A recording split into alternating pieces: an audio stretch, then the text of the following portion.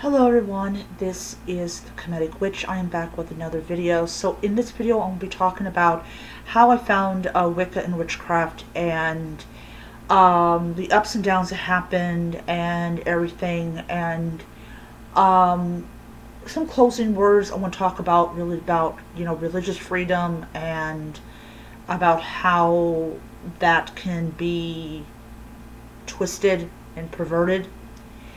So, so first of all, that last part, I'm not attacking religious freedom or monotheistic people's right to practice their religion. I'm just stating that. I'm just making that statement. All right. So I discovered Wicca and Witchcraft when I was around 13, maybe 14 years old. And back in the 90s, you did not have the internet. You did not have Wikipedia. You did not have YouTube. I know I sound old. You did not have any of the things that you have now. Which makes being an undercover pagan or a secret pagan or whatever you want to call it, add the word pagan to it, a lot easier than it was in the 90s. You actually had to physically bring the books in to actually read about it. So my mother took me and my brother, who was way younger, to a bookstore called Pathways, and they had chakra cards, and they had essential oils, and they had some herbs, and they had, actually one store had herbs, that one didn't have herbs, and stones and all this type of stuff, but they really didn't have a lot of books on Wicca. And really, I discovered that the year that I was born, that was when people started publishing books about Wicca and witchcraft.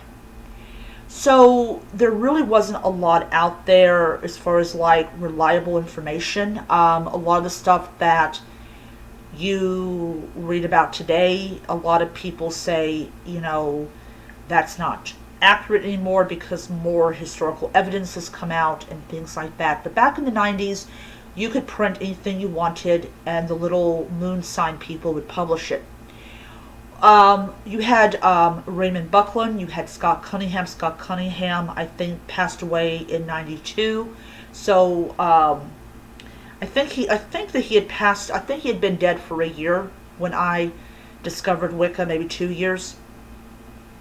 So you had the big blue book, and you had Scott Cunningham's books and everything, and literally Silver Ravenwolf, Raymond Buckland, Scott Cunningham, a couple books by goddess worshippers and stuff like that. As far as I can remember, and I'm going way back in my memory, those are the only books out on the craft.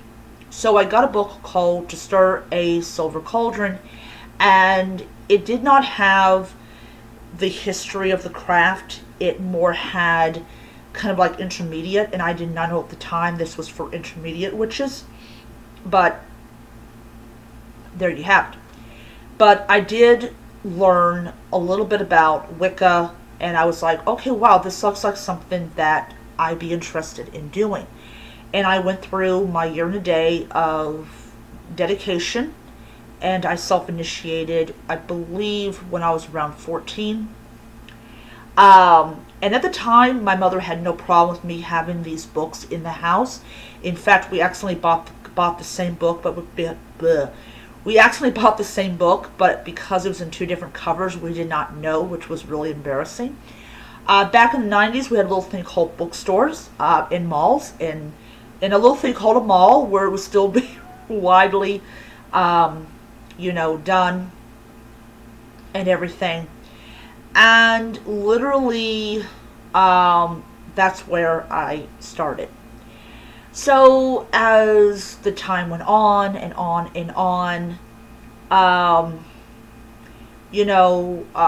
my mother was very open-minded, and she was supportive of what I was doing as long as I didn't burn the house down. Like, why would I do that? And everything, and she was sitting next to me when I was in pagan chat rooms, and then she kicked me off, so she'd go in her little police chat rooms, And we did see a lot of things like, I'm here to save your soul. And these were Yahoo chat rooms. And you would click it. Yes, I'm old. You would click it and then you would choose what you're interested in. And the chat room would be there.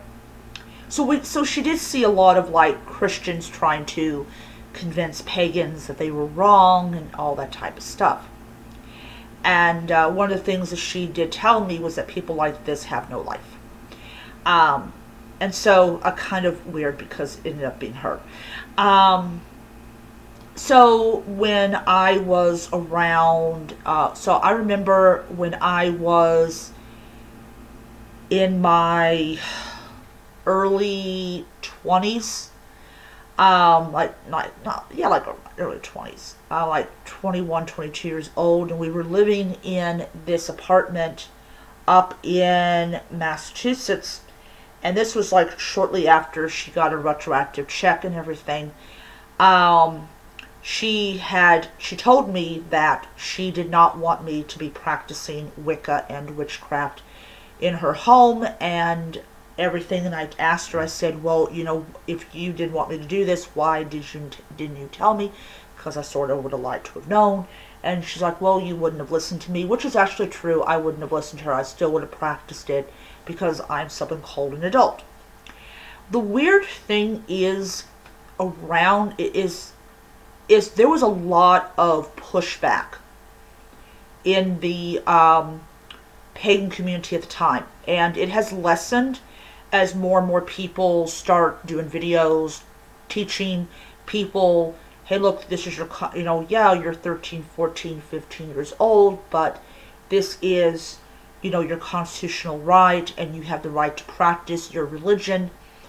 Starting to show people like how to make travel altars or travel shrines where they can keep them in their purse, or going outside and commune with the gods in nature, and really pushing you don't need an altar to practice it, because that is one of the things that your parents look for when you are involved in the occult is your altar. Or, using rocks, different colored rocks, in your altar, and if your parents have no idea that you're involved in this, they won't see, they won't notice it. If they do, they'll probably be like, oh wow, that's a pretty thing. What I would do is actually extend that to where I put a little fake flower in there. But really back in the early 2000s, mid 2000s, there was a lot of pushback against closeted pagans, against people that were still living home with their parents, especially when the Great Recession happened in the 2000s. A lot of kids were coming home. A lot of kids had different beliefs. They might have come out as being gay, and suddenly they're back in this very restrictive environment.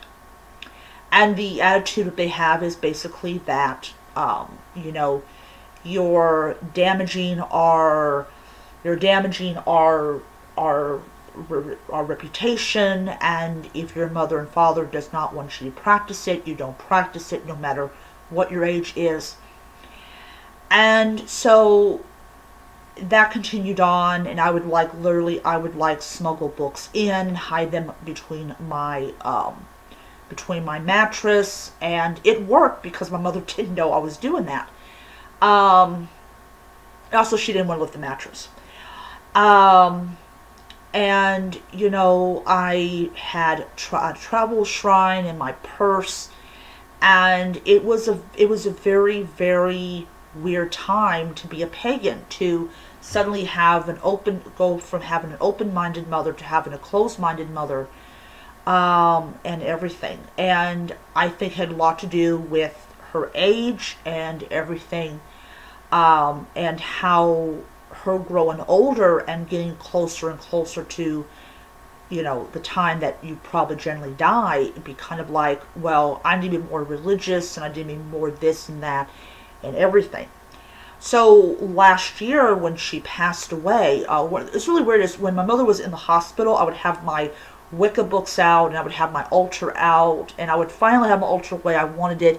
Then I had to take it all down when she came back home from the hospital. And it was kind of weird to be like kind of free of that stress, and then suddenly the stress is back, which was not good for my heart. But then when she passed away, and I knew that she was never going to come back, which is sad in itself, and I do miss my mother a lot. I do miss her wisdom and her experiences, especially growing up in the like 50s and 60s. But having that freedom to once again practice your religion, to be able to have an altar, to be able to burn candles, burn incense, give offerings to the gods, do magic, do witchcraft, whatever you want to call it. In the year and a half that I have had that religious freedom, it has really helped me to kind of get this perspective of religious freedom and how people can pervert it, or people can lay claim to something that their leaders say is not true. And I have seen religion, I've seen when people become, literally they become so obsessed over their religion that they never were when they were in their 20s or 30s or even 40s. And how it can be used to try to stifle another person's religious beliefs. And it's really saddening when you see it, because you knew that this is not them when you were starting down this path. This is something that when your mother was 18, 19 years old, they're like, oh no, I don't like this, and then suddenly become the thing you actually hated. But religious freedom is great, and I really do cherish my religious freedom. But I also have seen what can be done, what people do in the name of religious freedom. And it's very, very, very disturbing. And that's one of the things I have made a vow that this girl is not going to be doing, and I'm not going to be saying, oh, what you believe is wrong, or well, who you are is wrong, or anything like that. And really, it's a lesson that I learned, and and everything. But nowadays, if you even try to mention about, you have to wait till you get out of the apartment or the home before you practice Wicca and witchcraft, a lot of people are generally going to laugh at you, because that is something that has come from another time frame where you literally are going to be hit with pushback from a lot of people, especially people in their 20s or their 30s, that were like, no, I'm not waiting to leave school. I'm not going to wait till I get out of my mom's house. I'm going to practice my religion because this is my constitutional right. And that, I think, is important to understand, that those attitudes do change, and a lot of times they are good, because a lot of people come to the conclusion it doesn't matter what you say to people, it doesn't matter how many rules you lay down. People are still going to have a view that what you're doing is evil and what you're doing is wrong, and therefore it has to be stamped out. So, yeah. So, I'm going to end it here. Hope you guys enjoyed the video. Until next time, may you be happy, healthy, most importantly be safe, and hail to the gods. Bye.